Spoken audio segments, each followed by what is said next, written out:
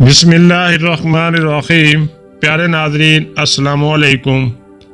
آج کی ویڈیو میں ہم اللہ کے پیغمبر حضرت ادریس علیہ السلام کے متعلق چند واقعات بیان کریں گے جو یقیناً ہماری دینی معلومات میں اضافے کا باعث ہوں گے۔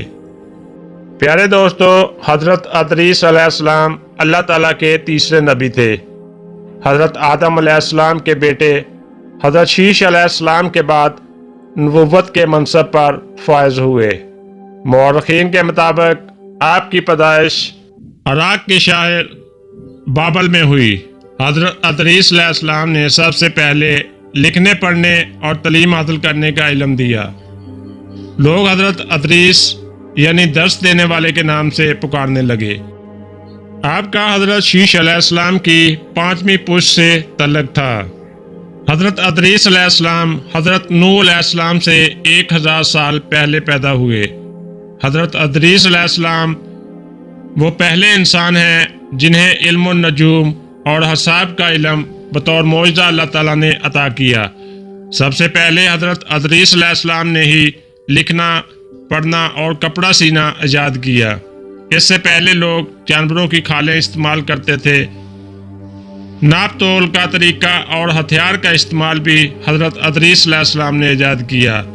آپ نے ہتھیار ایجاد کر کے کابل کی قوم سے بہادر اور جنگیں لڑیں۔ حضرت ادریس علیہ السلام نے درس و تبلیغ کا کام کابل کی قوم میں شروع کیا تو قوم آپ کے خلاف ہو گئی۔ کافی عرصے تک سمجھانے کے بعد قوم نہ سمجھی تو آپ نے اللہ کے حکم سے اپنے پیروکاروں کے ساتھ بابل کی طرف بابل سے ہجرت کر کے مصر چلے گئے۔ آپ دریائے نیل کے کنارے آباد ہو گئے۔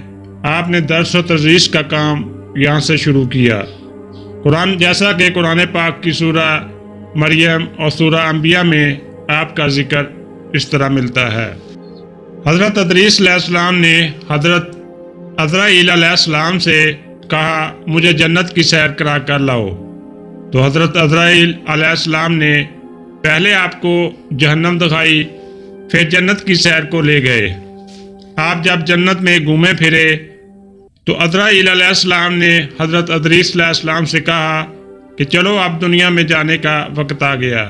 حضرت ادریس علیہ السلام نے جواب دیا کہ نہیں، میں یہیں پر رہوں گا جب تک اللہ تعالیٰ مجھے جانے کا حکم نہیں دیتے، یہاں سے نہیں جاؤں گا۔ دوستو، پھر اللہ تعالیٰ نے حضرت ادریس علیہ السلام اور عزرائیل علیہ السلام کے درمیان فیصلہ کرانے کے لیے ایک فرشتہ بھیجا۔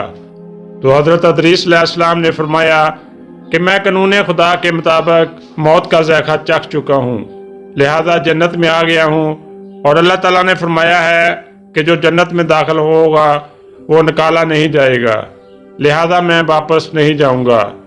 تو اللہ تعالیٰ نے آپ کو چھٹے آسمان میں رہنے دیا۔ جو حضرت ادریس علیہ السلام جنت میں زندہ پہنچ گئے۔